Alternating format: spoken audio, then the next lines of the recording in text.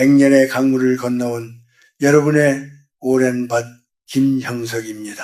100년 입 밖에 내뱉으면 짧은 두 글자지만 돌아보면 참으로 아득하고 먼 길이었습니다. 제가 100번째 생일을 맞이하고 창밖을 보며 이런 생각을 했습니다. 우리의 인생이란 결국 산에서 시작해 바다로 흘러가는 강물과도 같구나 하고 말입니다. 젊은 날 우리는 거친 계곡물처럼 세상에 부딪히며 흘러왔지만 이제는 잔잔한 강물되어 드넓은 바다를 만날 채비를 하는 하류에 와 있습니다. 여러분, 강물이 바다와 하나가 되려면 물살을 늦추고 흙탕물을 가라앉혀 가장 고요하고 맑은 상태가 되어야 비로소 넓고 깊은 대양과 섞일 수 있는 법이지요. 그런데 오늘날 우리 주변에 많은 노년의 친구들을 보면 안타까운 마음이 들 때가 참 많습니다. 저를 찾아와 눈물 글썽이며 하소연들 하십니다. 교수님, 저는 평생 자식들을 위해 제 뼈를 깎아가며 헌신했습니다. 먹을 것 안 먹고 입을 것 안 입어가며 키웠습니다. 그런데 늙고 병드니 자식들이 저를 멀리합니다. 명절에 얼굴을 비추는 것조차 의무감에 억지로 오는 것 같고 내 앞에서는 도무지 웃지를 않습니다. 내 인생이 왜 이리 서글퍼졌습니까? 이 말을 들을 때마다 제 가슴도 미어집니다. 사랑이 부족해서도 잘못 살아와서도 아닙니다. 허나 100년을 살아보니 깨달은 무서운 진실 하나가 있습니다. 때로는 무심코 던진 말 한마디가 보이지 않는 칼날이 되어 자식들의 발길을 멈추게 한다는 사실이지요. 사람에게는 자신만의 운기, 즉 운명의 기운이라는 것이 있습니다. 특히 우리처럼 나이 든 사람의 입에서 나오는 말은 젊은 사람들의 말보다 훨씬 더 무겁고 강력한 에너지를 갖습니다. 옛 어른들은 이를 언영옌닝이라 불렀습니다.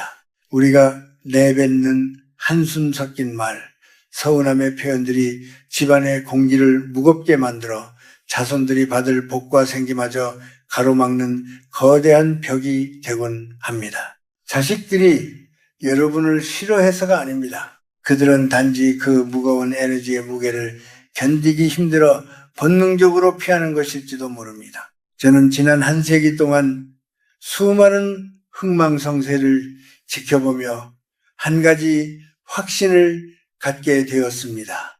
나이 들어서도 존경받고 자식들이 먼저 찾아오는 노인에게는 한 가지 공통된 지혜가 있다는 것을 말입니다.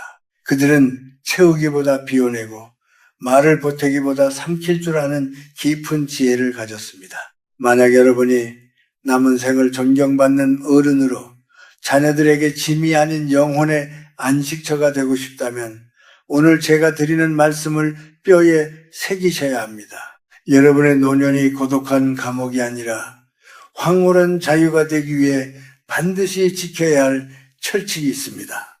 운명을 바꾸고 집안의 화목을 되찾으려면 혀를 깨물어서라도 삼켜야 할 세 가지 말이 있습니다. 오늘 저와 함께 그 무거운 짐을 내려놓는 연습을 시작해 보시겠어요? 첫 번째로 자식들의 존경과 집안의 번영을 원한다면 입 밖에 꺼내는 순간 재앙이 되는 말이 있습니다. 그것은 바로 나는 몸이 너무 아프다. 사는 게 너무 힘들다. 내 팔자는 왜 이 모양이냐는 식의 끝없는 신세 한탄과 병에 대한 하소연입니다. 제 100년의 기억 서랍 속에서 잊히지 않는 친구가 한 명 있습니다. 그 친구는 젊은 시절 꽤 많은 재산을 모았고 자식들도 남들이 부러워할 만큼 번듯하게 키워냈습니다. 겉으로 보기에는 남부러울 것 없는 노년이었지요. 하지만 그의 말년은 참으로 쓸쓸했습니다. 그 친구에게는 아주 나쁜 말버릇이 하나 있었는데 자식들이 오랜만에 집에 오면 반가운 얼굴로 맞이하는 대신 미간을 찌푸리며 이렇게 말을 시작하는 것이었습니다. 아이고, 석희냐. 어젯밤에도 다리가 쑤셔서 한숨도 못 잤다. 내가 너희들 키우느라 이 골병이 들었는데 이제 늙으니 아무 소용없구나. 사는 게 지옥이다. 지옥이야. 처음에 자식들은 아버지의 건강을 걱정하며 좋은 약도 지어오고 병원도 모시고 다녔습니다. 하지만 그 불평은 멈추지 않았습니다. 약을 먹어도 소용없다. 의사도 돌팔이다. 나는 그냥 죽는 날만 기다린다. 시간을 내어 찾아온 자식들을 앉혀두고 서너 시간씩 자신의 고통과 외로움만을 토해냈습니다. 결국 어떻게 되었을까요? 자식들의 발길이 뜸해지기 시작했습니다. 나중에는 명절에도 핑계를 대고 오지 않더군요. 대신 통장으로 돈만 붙여왔습니다. 그 친구는 죽는 날까지 돈만 보내면 다냐, 천하의 불효자식들 이라며 원망 속에 눈을 감았습니다. 여러분, 자식들이 왜 그 아버지를 피했을까요? 효심이 부족했을까요? 아닙니다. 그것은 에너지의 문제입니다. 생존 본능 때문입니다. 냉정하게 들릴지 모르지만 이 원리를 반드시 이해하셔야 합니다. 집 밖의 세상은 전쟁터입니다. 여러분의 자식들은 그 치열한 경쟁 사회에서 살아남기 위해 매일 자신의 기운을 다 소진하고 돌아옵니다. 그들은 지쳐 있습니다. 그들이 부모의 집, 고향집을 찾는 이유는 단 하나입니다.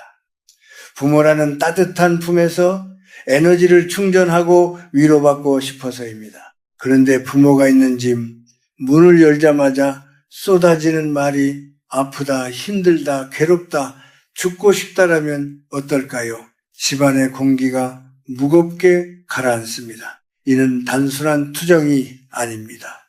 영적인 관점에서 보면 끊임없는 탄식과 한숨은 집안의 강력한 음기음희를 뿜어내는 행위입니다.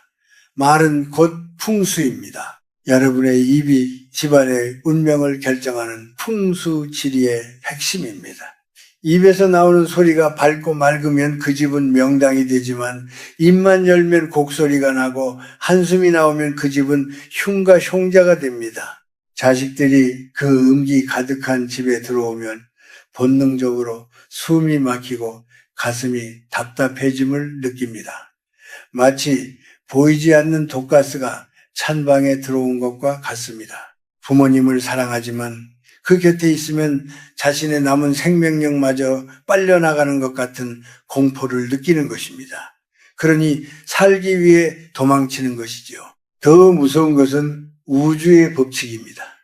우주는 우리가 내뱉는 말을 하나의 주문처럼 받아들입니다. 여러분이 아이고 내 팔자야, 나는 늘 아파라고 말하면은 우주는 이 사람은 아픈 것을 원하는구나, 가난한 것을 좋아하는구나 라고 착각하고 더 큰 아픔과 더 큰 가난을 배달해 줍니다. 이것이 바로 언령의 힘입니다. 몸이 아픈 것은 노년의 자연스러운 현상입니다. 100년을 쓴 기계가 고장나는 것은 당연한 일입니다. 허나 육체의 통증을 입 밖에 꺼내어 자꾸 대내는 순간 그 고통은 내 영혼을 갉아먹는 괴물이 됩니다. 아프다고 대내는 순간 뇌는 통증에 더 집중하고 몸은 실제로 더 아파집니다. 또한 그 부정적인 파동은 집안 구석구석에 스며들어 들어오려던 복과 재물마저 가로막습니다. 복은 밝고 환한 기운을 따라 흐르는 법, 주인장이 어두운 얼굴로 신세 한탄만 하고 있다면 복이 들어오려다 놀라 달아나는 격이지요. 그러니 오늘부터 제발 그 입을 단속하십시오. 혀를 깨무는 한이 있어도 아프다, 힘들다, 돈 없다는 말은 삼키셔야 합니다.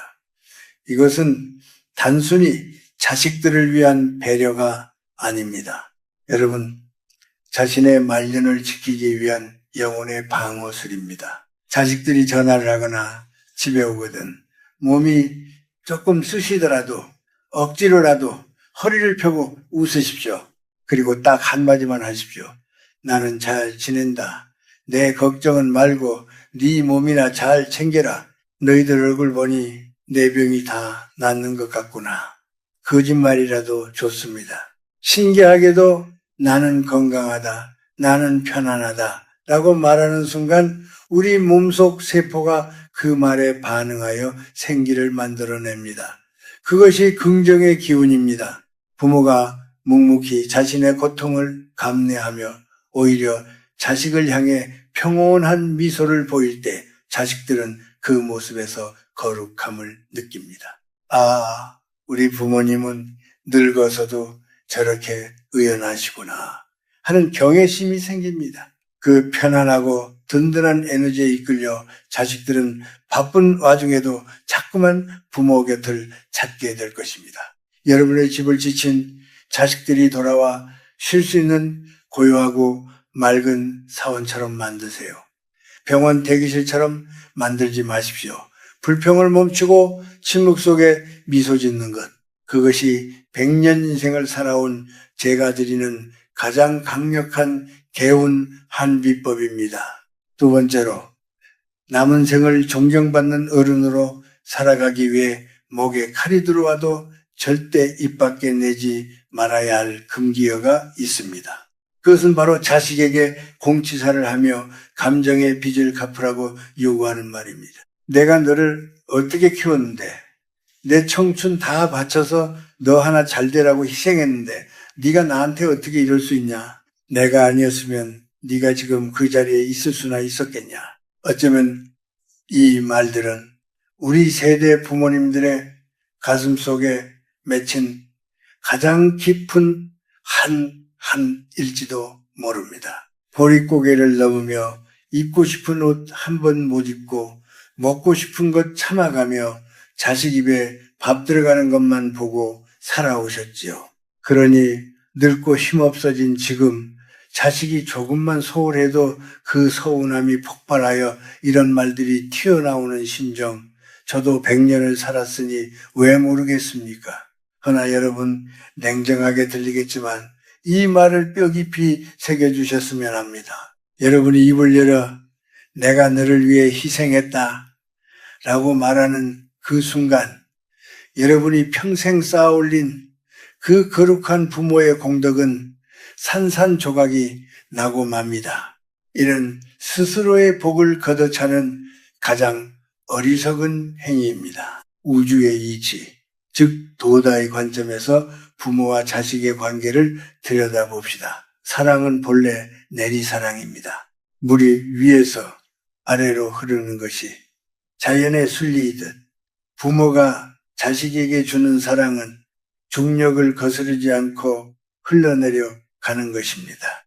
이는 거래도 투자도 아닌 그저 생명의 자연스러운 흐름이죠. 그런데 여러분이 자식에게 보상을 바라고 희생을 생생내는 순간 그 순수한 사랑의 흐름은 역류를 일으킵니다. 영적인 세계에서 보면 대가 없는 사랑은 찬란한 양기영해지만 대가를 바라는 순간 무겁고 끈적한 탁기 족해가 되어버립니다. 제가 아는 한 지인이 있었습니다. 그분은 평생 자식 교육에 올인했고 아들을 의사로 만들었습니다. 친구들 모임에 가면 늘 아들 자랑이었죠. 그런데 정작 그 아들은 명절에 집에 오면 바늘방석에 앉은 사람처럼 안절부절 못했습니다. 왜냐하면 어머니가 술 한 잔만 들어가면 내가 너 의사 만들려고 시장 바닥에서 어떻게 장사했는지 아느냐? 너는 내 인생의 보상이다. 라는 말을 주문처럼 반복했기 때문입니다. 결국 그 아들은 어떻게 됐을까요? 어머니에게 매달 큰 돈을 생활비로 보냅니다. 하지만 어머니를 찾아오지는 않습니다. 전화를 해도 사무적인 목소리로 용건만 간단히 합니다. 어머니는 천하의 불효막심한 놈, 돈 좀 번다고 유세를 떤다며 땅을 치고 통곡합니다. 하지만 이것은 자식의 잘못이 아닙니다. 어머니가 자식과의 관계를 채권자와 채무자의 관계로 만들어버렸기 때문입니다. 내가 희생했으니 갚아라는 에너지는 강력한 압박이 되어 상대방의 숨통을 조입니다. 자식 입장에서 부모는 더 이상 안식처가 아니라 평생 갚아도 다 갚을 수 없는 빚을 독촉하는 빚쟁이처럼 느껴지는 것입니다. 에너지의 법칙은 거짓말을 하지 않습니다. 통제하려는 에너지는 반드시 도망치려는 에너지를 불러옵니다. 여러분이 자꾸 과거의 공을 들추어낼수록 자식은 무의식적으로 부모에게서 벗어나고 싶어합니다. 이는 배은망덕이 아니라 무거운 부채감에 짓눌려 질식하지 않으려는 영혼의 생존 본능입니다.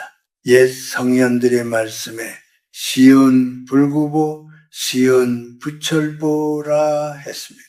은혜를 베풀었거든 보답을 바라지 말라는 뜻입니다. 이는 영혼을 지키고 끊어진 자식과의 인연을 다시 잇는 최고의 비책이지요. 부모의 희생은 숭고한 것입니다. 하지만 그것을 입 밖에 내뱉어 청구서를 내미는 순간 그 숭고함은 사라지고 비참한 거래만 남습니다. 여러분이 자식을 키운 것은 자식이 예뻐서 내 새끼라서 내가 좋아서 한 일이어야 합니다. 나는 내 할 도리를 다했다. 그것으로 내 인생은 충분히 가치 있었다. 이렇게 마음을 먹으셔야 합니다. 과거의 고생을 보상받으려 하지 마십시오. 그 보상을 자식에게서 찾으려 하면 할수록 여러분은 더 비참해지고 더 외로워질 것입니다. 자식은 여러분의 소유물이 아니며 여러분의 노후를 책임지기 위해 태어난 도구도 아닙니다. 그들은 그들만의 인생을 살아가야 할 독립된 우주입니다. 오늘부터는 마음을 비워내는 연습, 방아착, phong샤절을 하셔야 합니다. 자식을 위해 했던 모든 수고를 강물에 띄워 보내십시오. 잊어버리십시오. 내가 너한테 해준 게 얼만데 라는 생각이 올라올 때마다 아니다. 내가 낳아서 기르는 기쁨을 누렸으니 이미 나는 다 받았다라고 스스로에게 체면을 거십시오. 여러분이 대가를 바라지 않는 텅 빈 마음, 그 깨끗하고 맑은 기운으로 자식을 대할 때 막혀있던 기의 흐름이 뚫립니다. 부담감을 내려놓은 자식들은 그제야 부모의 깊은 사랑을 깨닫게 됩니다. 진심 어린 존경의 말 고생 많으셨습니다는 여러분이 입을 닫고 공로를 잊었을 때 비로소 들을 수 있는 법입니다. 기억하십시오. 진정한 어른은 자신의 그림자를 뽐내지 않습니다. 그저 나무처럼 묵묵히 서서 그늘을 내어줄 뿐입니다. 침묵 속에 베푸는 사랑만이 자식의 영혼을 울리고 그들을 다시 여러분의 품으로 돌아오게 만들 것입니다. 이것이 바로 부모된 자가 지켜야 할 마지막 자존심이자 가정의 평화를 지키는 황금률입니다. 마지막 세 번째로 남은 생을 존경받는 어른으로 그리고 집안의 큰 기둥으로 남기 위해 절대 입에 담지 말아야 할 말이 있습니다. 그것은 바로 과거의 잣대로 현재를 난도질하는 비교와 비난의 말들입니다. 나 때는 말이야 쌀이 없어서 나무 껍질을 벗겨 먹고도 살았다. 요즘 것들은 배가 불러서 끈기가 없어. 옆집 김영감 손자는 이번에 대기업에 들어갔다더라. 너는 도대체 언제까지 그러고 살래? 이런 말들 친구들과 모여 술 한잔 기울이며 하시는 건 괜찮습니다. 하지만 사랑하는 자식과 손주들 앞에서는 절대로 무슨 일이 있어도 꺼내지 마십시오. 이것은 여러분의 의도와는 정반대로 가정의 화목을 깨뜨리고 집안의 운기를 쇠락하게 만드는 가장 확실한 지름길입니다. 제 100년의 인생을 걸고 말씀드립니다. 시대는 그 자체로 거대한 생명체이자 운명입니다. 제가 살았던 100년 전의 시대 정신과 지금의 시대 정신은 완전히 다른 에너지를 가지고 흐릅니다. 과거의 낡은 지도를 가지고 새 도시에서 길을 찾으라고 강요하는 것은 억지입니다. 많은 노인들이 착각을 합니다. 우리는 전쟁도 겪고 가난도 이겨냈는데 너희의 고민은 사치다라고요? 아닙니다. 그것은 틀린 생각입니다. 우리 시대의 고통이 육체의 배고픔이었다면 지금 자손들의 고통은 영혼의 불안입니다. 끝이 보이지 않는 경쟁, 비교, 미래에 대한 공포, 이 정신적인 허기는 밥을 굶는 것만큼이나 아니 어쩌면 그보다 더 잔혹하게 젊은이들의 진을 빼놓습니다. 그런데 인생의 선배라는 우리가 그들의 지친 어깨를 토닥여 주지는 못할 망정 나 때는 더 힘들었다라는 말로 그들의 고통을 무시하고 조롱했어야 되겠습니까? 이런 자손들의 자존감이라는 뿌리에 독을 붓는 것과 같습니다. 가장 위험한 것은 비교입니다. 남의 집 자식은 이런데 너는 왜 이러냐는 말은 듣는 사람의 가슴에 씻을 수 없는 상처를 남기는 예리한 칼날과 같습니다. 이 말 속에는 나는 지금의 네가 마음에 들지 않는다. 너는 부족한 인간이다. 라는 무시무시한 부정적 암시가 담겨 있습니다. 집안의 화기허애는 재물운과 건강운을 불러오는 가장 근본적인 에너지입니다. 옛말에 가화만사성 자허만시청이라 했습니다. 집안이 화목해야 모든 일이 이루어진다는 뜻이죠. 그런데 가장 어른인 여러분이 식사 자리에서 혹은 명절에 모인 자리에서 비교와 비난의 말을 쏟아내면 어떻게 되겠습니까? 그 순간 밥상머리는 따뜻한 소통의 장이 아니라 차가운 심판대가 되어버립니다. 음식은 즐거운 마음으로 먹어야 피가 되고 살이 됩니다. 비난과 눈치 속에서 먹는 밥은 독이 되어 체하게 만듭니다. 마음이 체하고 기분이 체하고 결국 인연이 체해버립니다. 제가 목격한 수많은 가정들이 바로 이 문제 때문에 산산조각이 났습니다. 겉으로는 멀쩡해 보이지만 속은 누차 터진 집들을 보십시오. 제가 아는 한 명문가 집안의 어르신은 평생 엄격함이 미덕이라 믿고 살았습니다. 자식들이 집에 오면 칭찬 한마디 없이 이것밖에 못하느냐 내 이름에 먹칠하지 말라며 호통을 쳤습니다. 그분은 그것이 자식을 강하게 키우는 훈육이라 믿었습니다. 하지만 결과는 참혹했습니다. 자식들은 아버지 앞에서는 고개를 숙였지만 뒤돌아서는 서로를 헐뜯고 아버지를 증오했습니다. 그 집안의 기운은 항상 서리빨처럼 차가웠고 결국 그 많던 재산도 자식들의 불화와 소송으로 뿔뿔이 흩어지고 말았습니다. 화기가 깨진 곳에 복이 머물 자리는 없었던 것입니다. 여러분, 나이듦의 특권이 무엇입니까? 지식입니까? 돈입니까? 아닙니다. 바로 포용력입니다. 나이가 든다는 것은 뾰족한 돌멩이가 강물에 깎여 둥근 자갈이 되는 과정입니다. 세상 모든 것을 있는 그대로 받아들일 수 있는 넉넉한 마음, 그것이 노인의 품격입니다. 우리는 숲의 거대한 고목이 되어야 합니다. 숲속의 큰 나무는 어린 묘목이 비스듬히 자란다고 해서 잎이 조금 시들었다고 해서 나무라지 않습니다. 그저 묵묵히 그 자리에 서서 비바람을 막아주고 자신의 그늘을 내어주며 쉴 곳이 되어줍니다. 지금의 세상을 그리고 지금의 젊은이들을 여러분의 잣대로 재단하려 하지 마십시오. 그들은 그들만의 강 속에서 치열하게 노를 젓고 있습니다. 마음에 안 드는 점이 있더라도 눈에 차지 않는 점이 있더라도 입을 다물어 주십시오. 요즘 애들은 버릇이 없어 라는 말이 목구멍까지 차오를 때 그것을 꿀꺽 삼키고 대신 이렇게 말해 보십시오. 세상이 이렇게 빠르게 변하는데 그 속에서 적응하며 사느라 얼마나 고생이 많으냐. 나는 너희가 참 대견하다. 신기하게도 여러분이 평가를 멈추고 인정해주는 순간 집안의 공기가 바뀝니다.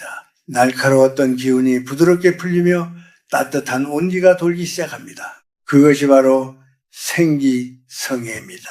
할아버지, 할머니가 나를 판단하지 않고 있는 그대로 받아준다는 안도감을 느낄 때 자손들은 그 집을 진정한 안식처로 여기게 됩니다. 우리의 역할은 심판관이 아닙니다.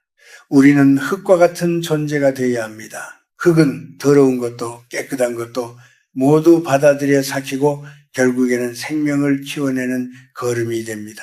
비교하지 마십시오. 비난하지 마십시오. 옛날에는 이라는 말로 현재를 부정하지 마십시오. 그저 허허 웃으며 밥 한 끼 따뜻하게 먹여보내고 부족하면 부족한 대로 그래 살아있으니 되었다 하고 덮어주는 것, 그것이 100년을 살아본 제가 깨달은 집안을 일으키고 자손을 번성시키는 최고의 풍수이자 지혜입니다. 침묵하십시오. 그리고 미소 지으십시오.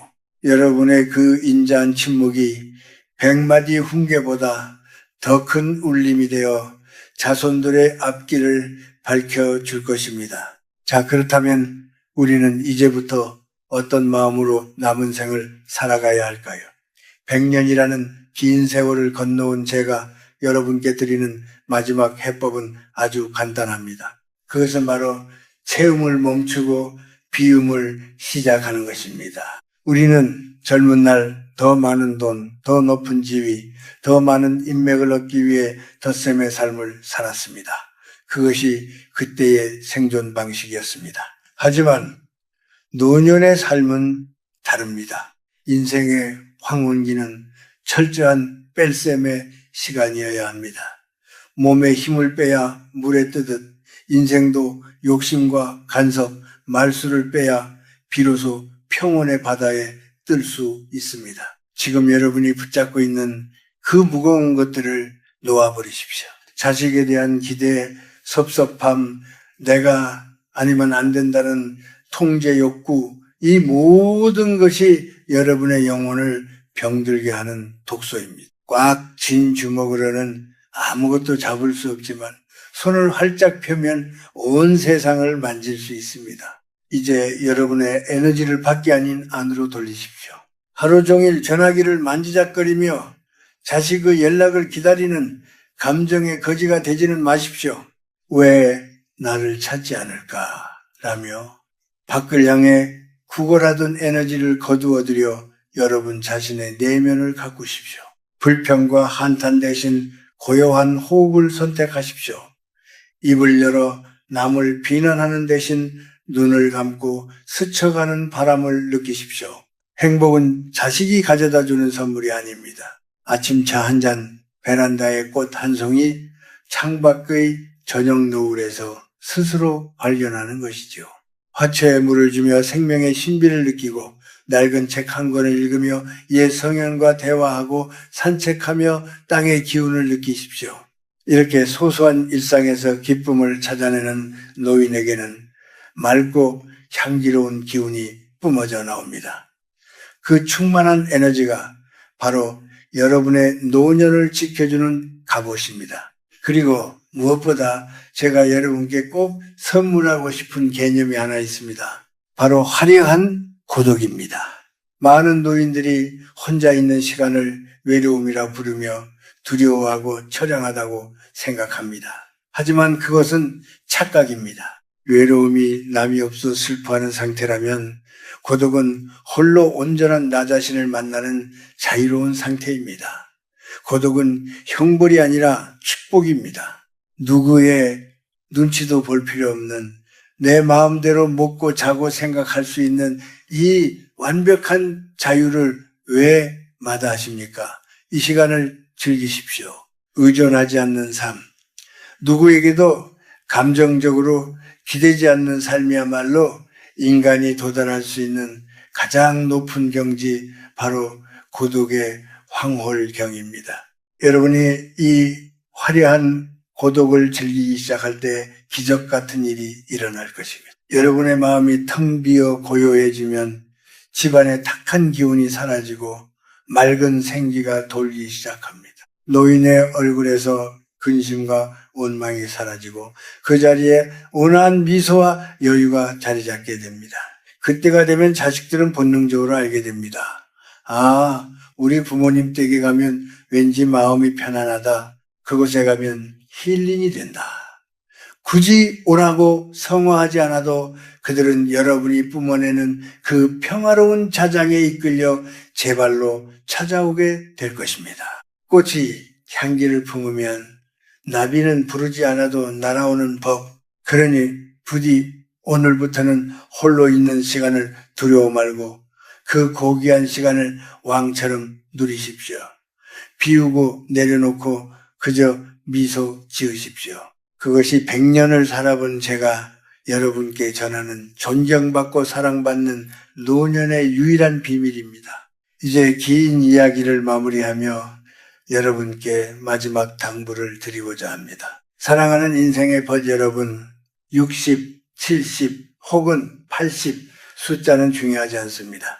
많은 사람들이 이 시기를 인생의 내리막길이라 부르며 서글퍼하지만 100년을 살아본 저는 감히 말씀드립니다. 지금이야말로 인생에서 가장 진실하고 아름다운 황금의 시간입니다. 우리가 앞서 이야기한 3가지 말, 즉 아프다는 하소연, 자식에 대한 공치사, 시대에 대한 비난을 버려야 하는 이유는 단 하나입니다. 그것이 여러분의 영혼을 무겁게 짓누르고 있기 때문입니다. 행복은 무언가를 더 채워 넣는 것에서 오지 않습니다. 행복은 불필요한 것들을 덜어내고 비워내고 내려놓는 비움의 미학에서 옵니다. 부디 혼자 있는 시간을 두려워하지 마십시오. 이것은 오늘 제가 여러분께 드리는 가장 중요한 철학입니다. 세상 사람들은 혼자 있는 것을 외로움이라 부르며 동정하지만 여러분은 그것을 고독이라 부르며 즐기셔야 합니다. 외로움이 남이 찾아주지 않아 괴로워하는 수동적인 비극이라면 고독은 스스로 선택하여 자신과 깊이 대화하는 능동적인 축복이지요. 인생의 해질 무렵 오롯이 나만을 위해 쓸 수 있는 이 시간이 얼마나 귀합니까? 남의 눈치를 볼 필요도 누구의 비위를 맞출 필요도 없는 이 절대적인 자유를 만끽하십시오. 이것은 신이 노년에게 준 선물, 바로 고독의 황홀함입니다. 여러분이 외로움에 떨지 않고 고독을 우아하게 즐길 때 여러분의 영혼은 단단해지고 그 기품은 자식들에게도 존경심을 불러일으킬 것입니다. 그리고 마지막으로 꼭 부탁드리고 싶은 것이 있습니다. 제발 자기 자신을 귀한 손님처럼 대접하십시오. 혼자 밥을 먹더라도 절대 물 말아서 김치 하나 놓고 대충 때우지 마십시오. 찬장에서 가장 예쁜 그릇을 꺼내어 정갈하게 담아 드십시오. 아무도 보지 않는다고 해서 무릎 나온 옷을 입고 있지 마십시오. 집안에서도 단정하고 깨끗한 옷을 입고 거울 속에 나를 보고 미소 지으십시오. 내가 나를 소홀히 대하면 세상도 나를 소홀히 대하고 우주의 운기도 나를 비켜갑니다. 반대로 내가 나를 귀빈처럼 극진히 모시면 내 몸에서 귀티가 흐르고 그 귀한 에너지가 집안의 애군을 막고 복을 불러드립니다. 스스로를 존중하는 노인의 뒷모습만큼 아름답고 위험 있는 것은 없습니다. 여러분이 굳이 말하지 않아도 그저 평온한 얼굴로 그 자리에 존재하는 것만으로도 자손들에게는 큰 위로가 됩니다. 거센 비바람을 막아주는 숲속의 큰 나무처럼 말없이 넉넉한 그늘을 만들어주는 어른으로 남아주십시오. 그것이 여러분이 가족에게 남길 수 있는 최고의 유산입니다. 이제 모든 짐을 내려놓을 시간입니다.